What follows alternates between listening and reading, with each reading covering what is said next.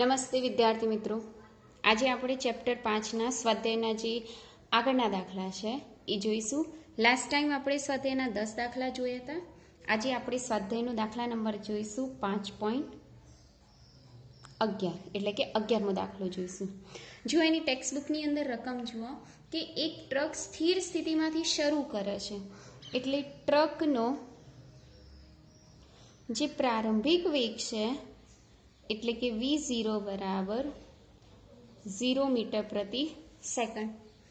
આગળ શું કહે છે કે 2 મીટર પર સેકન્ડ સ્ક્વેરની પ્રવેગિત ગતિ કરે છે, એટલે એનો પ્રવેગ આપી દીધો છે એ બરાબર 2 મીટર પ્રતિ સેકન્ડ સ્ક્વેર.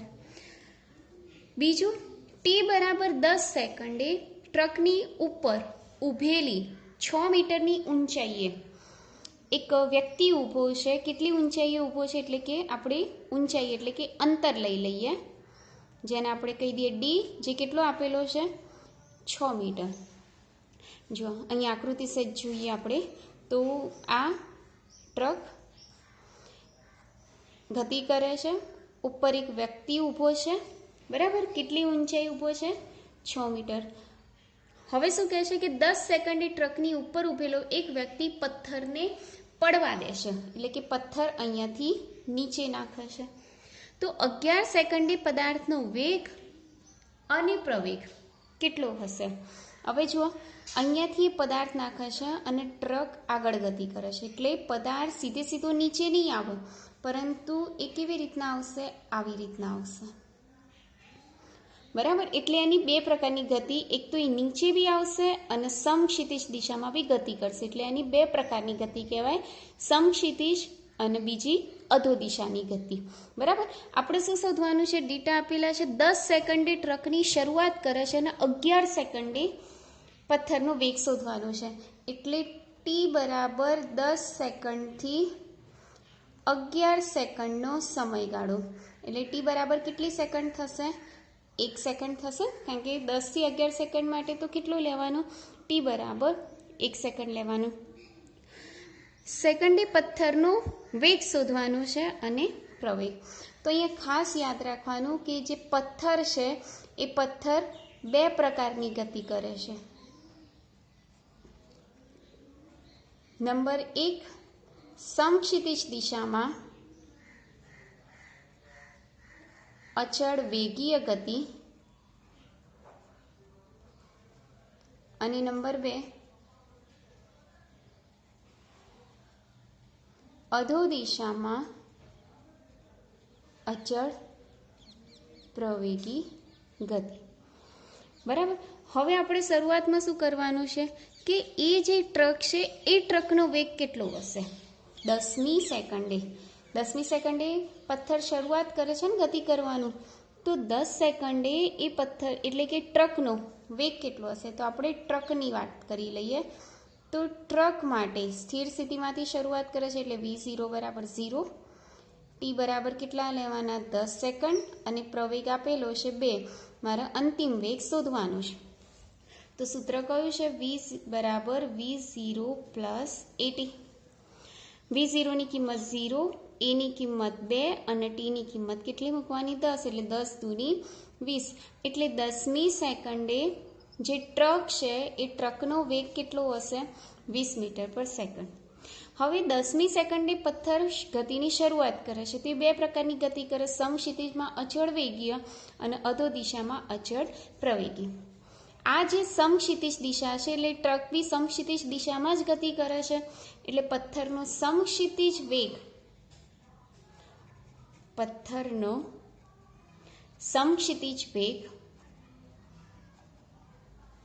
સમક્ષિતિજ દિશામાં વેગ, જેને આપણે કહીશું vx, કેટલો હશે? 20. અને જો સદિશ સ્વરૂપે દર્શાવવું હોય તો i કેરેટ મીટર પર સેકન્ડ, કારણ કે પથ્થર સમક્ષિતિજ દિશામાં તો કેટલા વેગથી ગતિ કરશે? કે જે વેગ ટ્રકનો હશે, અને ટ્રકનો કેટલો હશે? 20. તો સમક્ષિતિજ વેગ બે કેટલો થશે? 20 i કેરેટ. હવે બીજું મારે શોધવાનું છે અધો દિશા. અધો દિશા માટે મારે સૂત્ર લાગુ પડવું પડશે. તો અધો દિશાની વાત કરી લઈએ. અધો દિશામાં મુક્ત પતન કરતા પથ્થર માટેની વાત કરી લઈએ, બરાબર. તો મુક્ત પતન કરે એટલે શરૂઆતનો વેગ કેટલો? 0. આ શેની વાત કરીએ છીએ? પથ્થર. અને આ શેની વાત કરી હતી આપણે? ટ્રકની, બરાબર. ચલો, v0 બરાબર 0. એ બરાબર તો ખ્યાલ જ છે, જી લેવાના. અને જીની કિંમત આપણે જનરલી કઈ લઈએ છીએ? તો 10 લઈ લો અથવા તો 9.8 લઈ લો, બરાબર. 10 મીટર પ્રતિ સેકન્ડનો સ્ક્વેર લઈ લો. સમયગાળો, તો સમયગાળો કેટલો લઈશું આપણે? 1 સેકન્ડ, કારણ કે પથ્થર માટે આપણે કેટલો લેવાનો? 1 સેકન્ડ, પરંતુ ટ્રક માટે કેટલો લેવાનો? 10 સેકન્ડ. આ વસ્તુ ખાસ. હવે મારે વી શોધવાનું છે, તો આના માટે બી સૂત્ર કયું? v0 plus at. આ સમક્ષિતિજ માટે શોધ્યું હતું એટલે આને આપણે vx કહીશું. આ અધો દિશા માટે કહીશું એટલે આપણે આને vy કહીશું.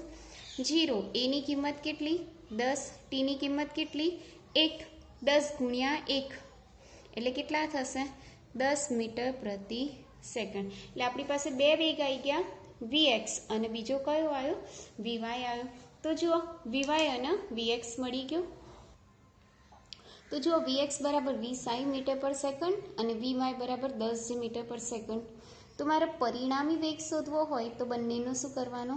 સરવાળો.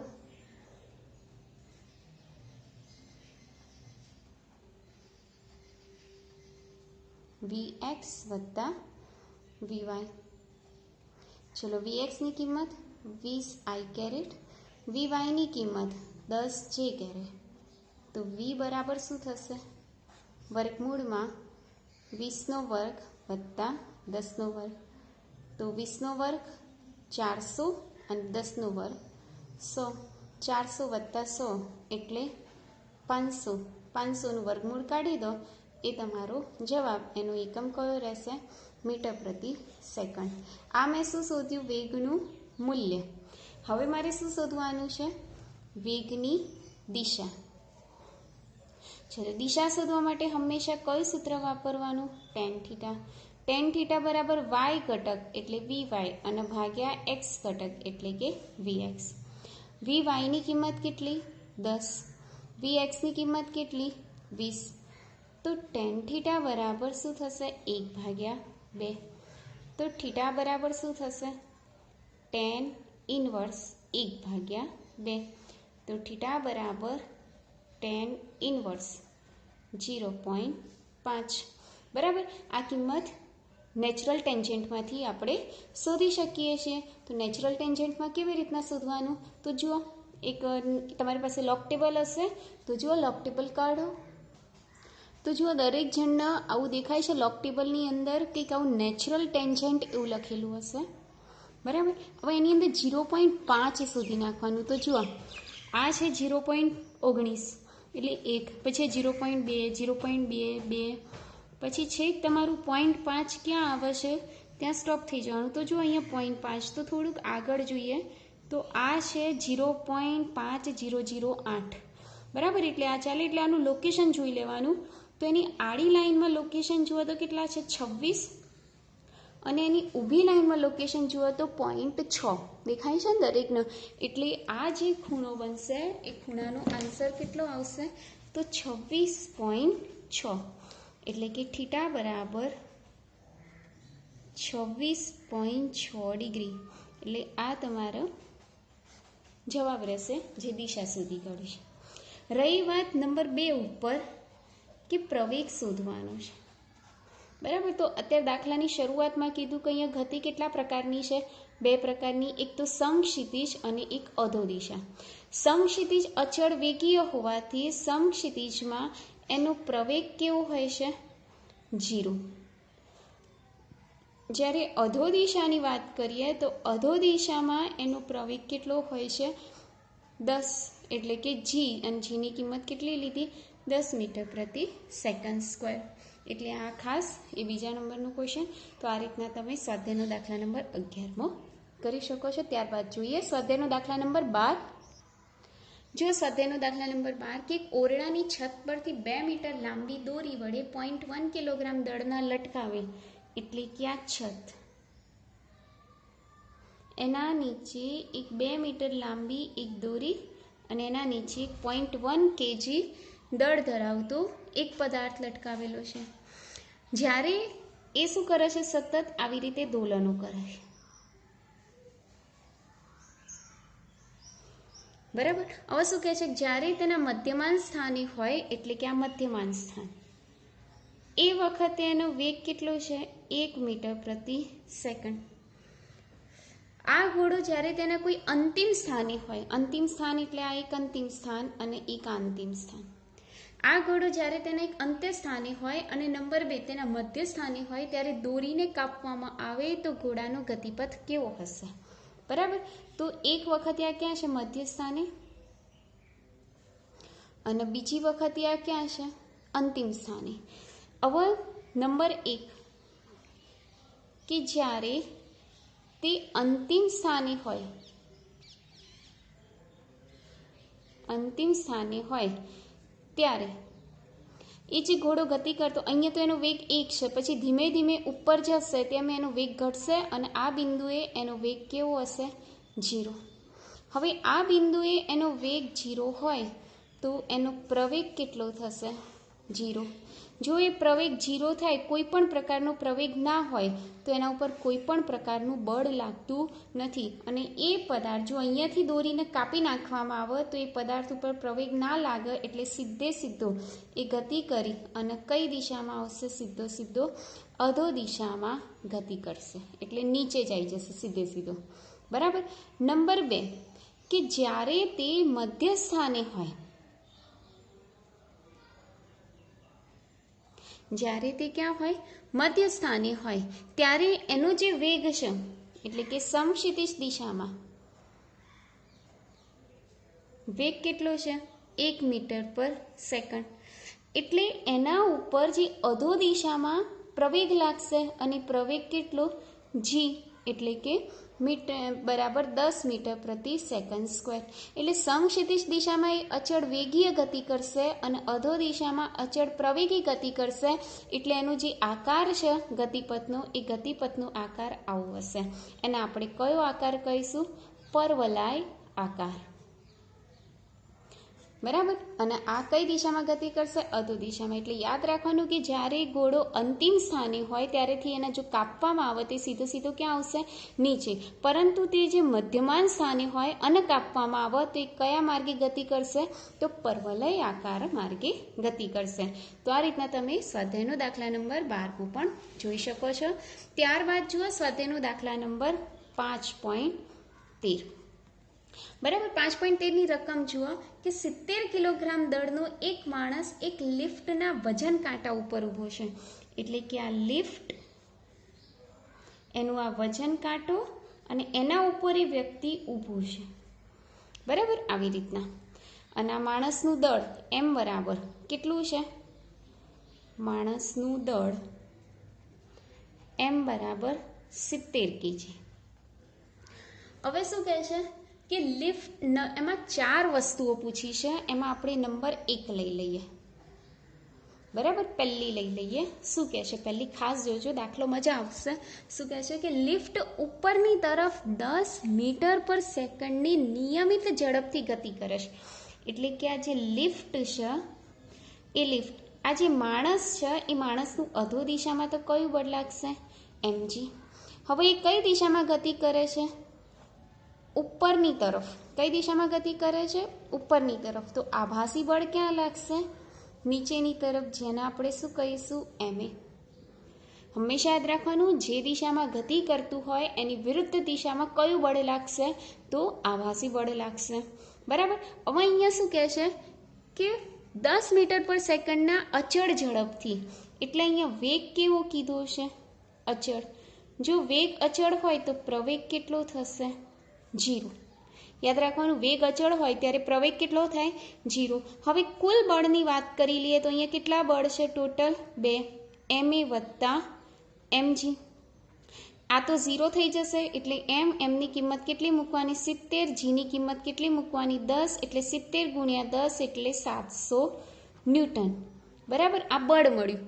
તમારે શું શોધવાનું છે કે વજન કાંટાનું અવલોકન કેટલું હશે. તો વજન કાંટો કેટલું અવલોકન માપશે, તો m બરાબર એટલે એમ શોધવાનું, એટલે 700/10 એટલે કેટલું માપશે? 70 kg માપશે. એટલે એનું જેટલું વજન છે એટલું જ માપશે. આ પહેલો ક્વેશ્ચન આપણે સોલ્વ કર્યો. ત્યારબાદ જોઈએ નંબર 2 ઉપર. હવે જો નંબર 2 ઉપર શું કહે છે કે લિફ્ટ છે, એટલે કે બી નંબરનું જોઈએ. આ લિફ્ટ, બરાબર. હવે શું કહે છે કે લિફ્ટ નિમ્ન દિશામાં 5 મીટર પર સેકન્ડ સ્ક્વેરના નિયમિત પ્રવેગથી ગતિ કરે છે. એટલે આનું અધો દિશામાં આ બળ તો છે જ, કયું? mg. કઈ દિશામાં ગતિ કરે છે? નીચે. તો આભાસી બળ ક્યાં લાગશે? ઉપર, જેને આપણે શું કહીશું? ma. યાદ રાખવાનું, ગતિ નીચે કરે છે એટલે આભાસી બળ ક્યાં લાગશે? ઉપર, બરાબર. પ્રવેગ આપેલો છે અહીંયા કેટલો? 5 મીટર પ્રતિ સેકન્ડ સ્ક્વેર. અહીંયા બંને બળો પરસ્પર કેવા છે? વિરુદ્ધ દિશામાં. એટલે બંનેની શું થશે? બાદબાકી mg માઇનસ ma. એમને કોમન કાઢી દઈએ, અંદર શું રહેશે? g minus a. એમની કિંમત કેટલી? 70. જીની કિંમત કેટલી? 10. એની કિંમત 5. એટલે 70 ગુણ્યા 5, 7 પંચા 35, 350 ન્યૂટન એફ મળ્યું. પરંતુ આપણે તો દળ શોધવાનું છે ને, વજન કાંટાનું. એમ તો 350 શેના વડે ભાગી દેવાના? 10 વડે. એટલે તમને જવાબ કેટલો મળશે? 35 kg. તો આ બીજો ક્વેશ્ચન તમે સોલ્વ કરી શકો છો. એવી જ રીતના સી ઉપરની વાત કરી લઈએ. તો જો શું કહે છે, લિફ્ટ ઉધ્વ દિશામાં ગતિ કરે છે, બરાબર. આ લિફ્ટ, એમાં અધો દિશામાં એક બળ તો બતાવી જ દેવાનું, કયું? mg. કઈ દિશામાં ગતિ કરે છે? તો ઉધ્વ દિશામાં, એટલે કે ઉપરની તરફ. ક્યાં ગતિ કરે છે? ઉપરની તરફ. જો ઉપરની તરફ ગતિ કરે તો આભાસી બળ ક્યાં લાગે? નીચે. એટલે ma લખી કાઢીએ, બરાબર. પ્રવેગ આપેલો છે અહીંયા a બરાબર 5 મીટર પ્રતિ સેકન્ડનો સ્ક્વેર. તો ચલો F બરાબર બંને બળોનો શું થશે?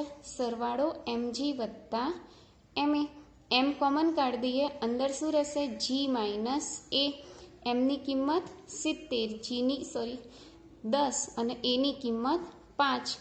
એટલે 70 ગુણ્યા 15 એટલે 1050 ન્યૂટન. આ F મળ્યું. પરંતુ આપણે તો દળ શોધવાનું છે, એટલે દળ બરાબર m બરાબર 1050/10 એટલે કેટલા આવશે? 105 kg.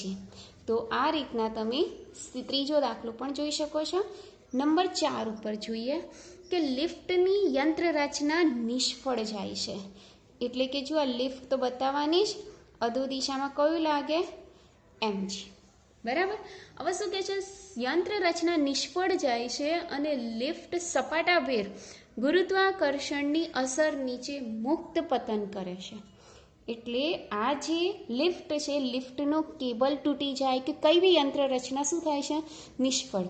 અને એ ક્યાં ગતિ કરે છે? નીચેની તરફ. એટલે આભાસી બળ ક્યાં લાગે?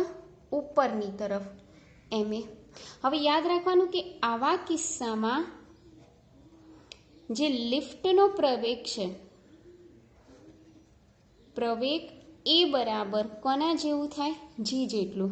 એટલે F બરાબર એ બંને બળો વિરુદ્ધ દિશામાં છે, એટલે બંને બળોની બાદબાકી થશે mg માઇનસ ma. કોમન કાઢી દો, m અંદર રહેશે mg માઇનસ એની જગ્યાએ બી શું લખીશું? g. એટલે F બરાબર શું થશે? 0. માટે દળ બરાબર m બરાબર શું મળશે? 0. એટલે કે વજન કાંટો કોઈ પણ પ્રકારનું મેઝરમેન્ટ આપતું નથી. તો આ રીતના તમે સ્વાધ્યાયનો દાખલા નંબર 13 કરી શકો છો. ત્યારબાદ આપણે આગળનો દાખલો જોઈએ. જો સ્વાધ્યાયનો દાખલા નંબર 14, એની અંદર એક 4 કિલોગ્રામનો દળ આપેલું છે. એની ગતિ, એના માટે x વિરુદ્ધ t નો આલેખ દર્શાવે છે. એની ગતિ આવી રીતના આપેલી છે. તો આપણને બે પ્રશ્નો પૂછ્યા છે. એમાં નંબર 1 કે 0 કરતાં ઓછા સમયગાળા માટે, પછી 4 કરતાં વધારે સમયગાળા માટે, ત્યારબાદ 0 અને 4ની વચ્ચેના સમયગાળા માટે, એટલે આ સમયગાળા માટે આપણે શું શોધવાનું છે? બળ F બરાબર કેટલા? તો જુઓ, t ઇઝ લેસ ધેન 0 એટલે 0 કરતાં પહેલા સમયગાળે જે પદાર્થ છે એ પદાર્થ કેવું છે? સ્થિર. જો પદાર્થ સ્થિર હોય તો વેગ કેવો થાય? 0. જો વેગ 0 હોય તો પ્રવેગ કેવો થાય? 0. જો પ્રવેગ 0 હોય તો બળ કેવું થાય? 0. એટલે આ પહેલાનો આન્સર પૂરો. Number 2, T is greater than 4. બરાબર. 4 સેકન્ડ કરતાં વધારે સમય માટે પદાર્થનો જે ગતિપથનો આલેખ છે કેવું છે? સ્થિર. એટલે એ વખત બી પદાર્થ કેવો છે? સ્થિર. જો પદાર્થ સ્થિર હોય, કોઈ ગતિ ના કરતું હોય તો v બરાબર કેવું છે? 0. આથી a બરાબર શું થાય? 0. આથી f બરાબર શું થાય? 0.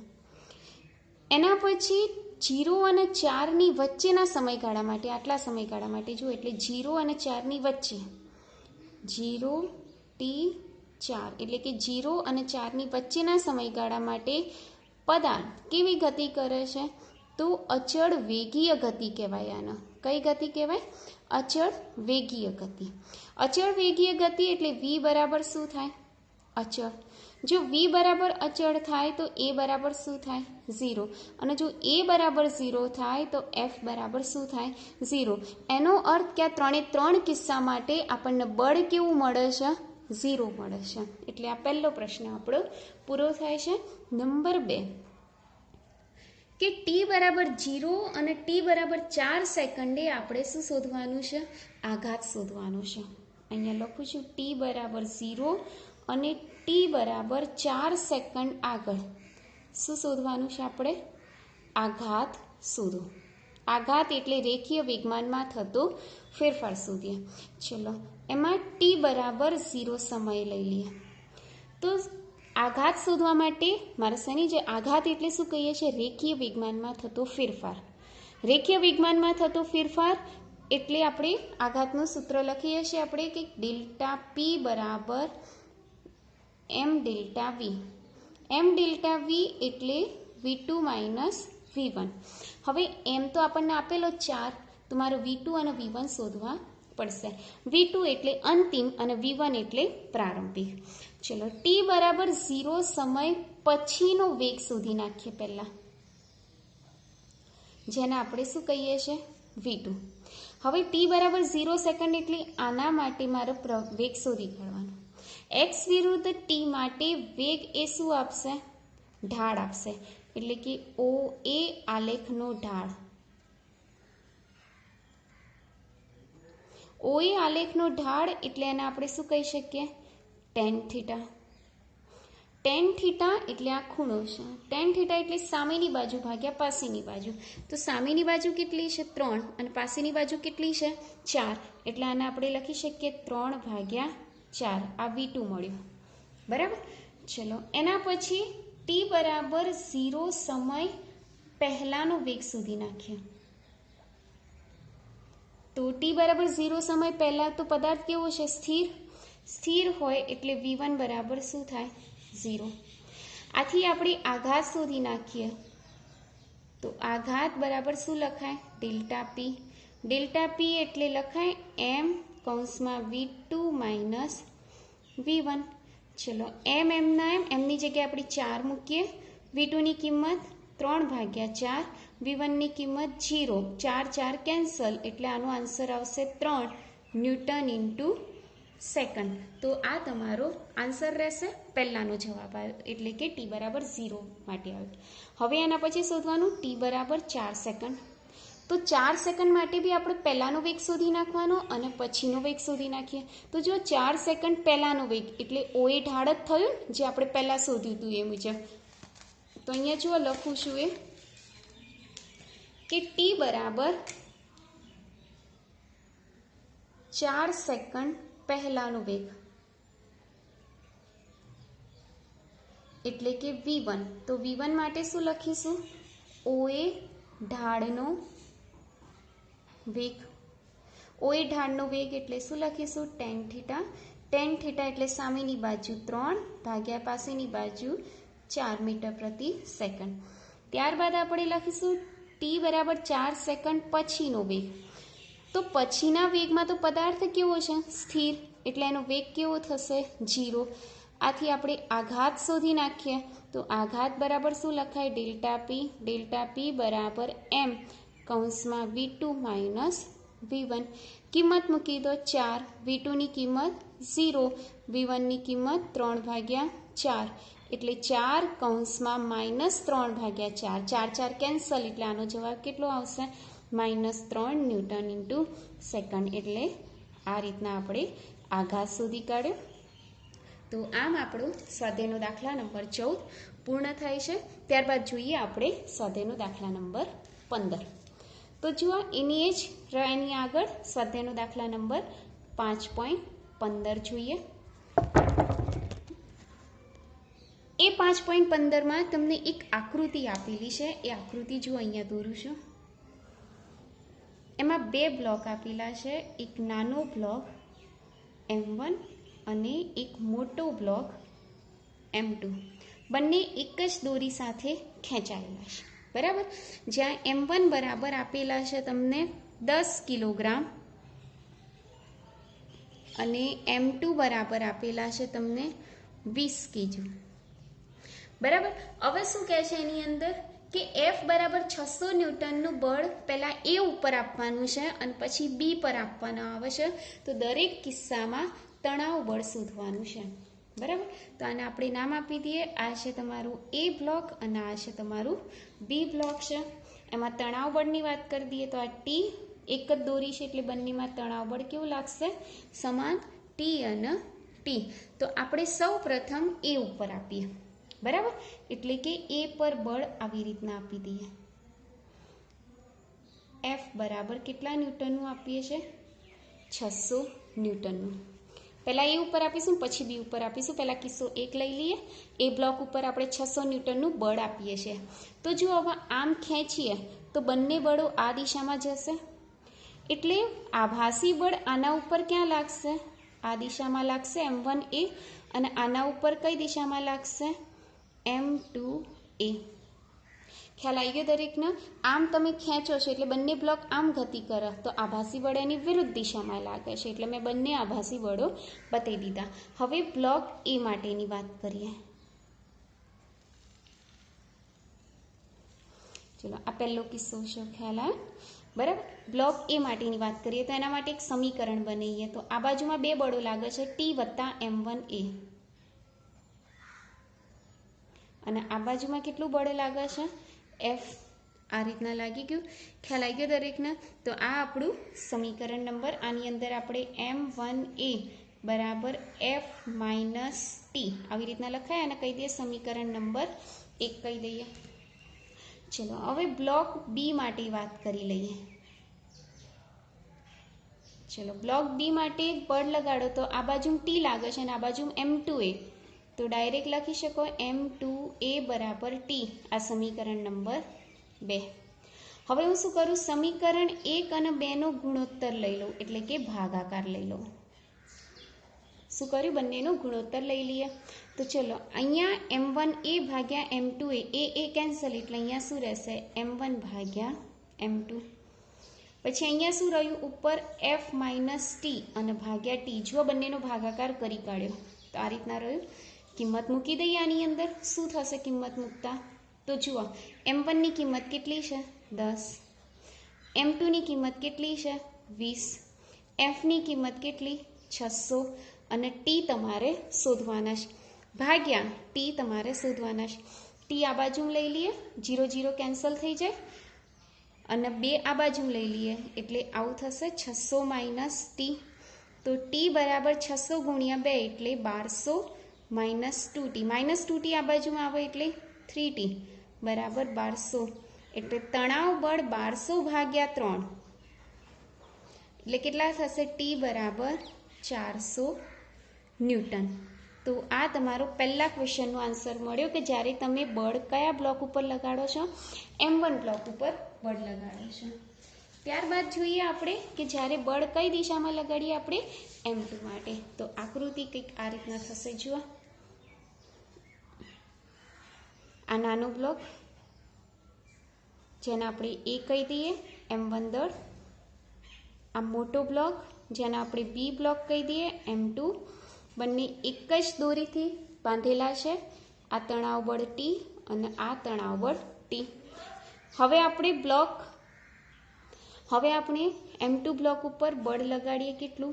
600 ન્યૂટન. બરાબર, તો તમે જોઈ શકો બંને બ્લોક આ દિશામાં ખસશે એટલે આભાસી બળ વિરુદ્ધ દિશામાં લાગશે, એટલે M1 ઉપર આભાસી બળ આ દિશામાં લાગશે M1A, અને આના ઉપર બી આભાસી બળ આ દિશામાં લાગશે M2A. ચલો હવે આપણે બ્લોક એની આ કિસ્સો 2 છે, બરાબર, ખાસ ધ્યાન રાખજો. ચલો હવે બ્લોક એ માટેની વાત કરીએ. તો કેટલા બળો લાગે છે અહીંયા? 2. તો એમ લખી શકાય M1A બરાબર T, સમીકરણ નંબર 1. આ બ્લોક ઉપર બ્લોક બી ની વાત કરીએ. કેટલા બળો લાગે છે અહીંયા? M2A વત્તા T બરાબર F. બરાબર, તો અહીંયા M2A બરાબર શું લખાય? F માઇનસ T, સમીકરણ નંબર 2. સમીકરણ 1 અને 2 નો ગુણોત્તર લેતા ફરીથી તો સમીકરણ 1 ભાગ્યા સમીકરણ 2 કરી દઈએ. તો આ જો M1A ભાગ્યા M2A એ કેન્સલ, એટલે અહીં શું રહેશે? M1 ભાગ્યા M2. અહીંયા T ભાગ્યા F માઇનસ T રહેશે. ચલો M1 ની કિંમત 10, M2 ની કિંમત 20, T તમારે શોધવાના છે, અને અહીંયા F ની કિંમત 600 માઇનસ T. અહીંયા 1 ભાગ્યા 2 રહેશે, અહીંયા T ભાગ્યા 600 માઇનસ T રહેશે. તો 600 માઇનસ T આ બાજુ જશે અને 2 આ બાજુ જશે. માઇનસ T આ બાજુ જાય એટલે 600 બરાબર 2T વત્તા T એટલે 3T થશે. માટે T બરાબર 600 ભાગ્યા 3 એટલે T બરાબર કેટલા મળશે આપણને? 200 ન્યૂટન. તો આ રીતના આપણે બીજા કિસ્સામાં પણ તણાવ બળ શોધી શકીએ છીએ. તો આ રીતના આજના દાખલા આપણે પૂરા થાય છે. 5.15મો દાખલો પણ આપણે પૂરો કરીએ છીએ. બાકીના દાખલા આપણે નેક્સ્ટ લેક્ચરમાં જોઈશું, આવતીકાલના લેક્ચરમાં. ત્યાં સુધી આટલા દાખલા તમારી નોટબુકમાં લખી કાઢજો. Thank you.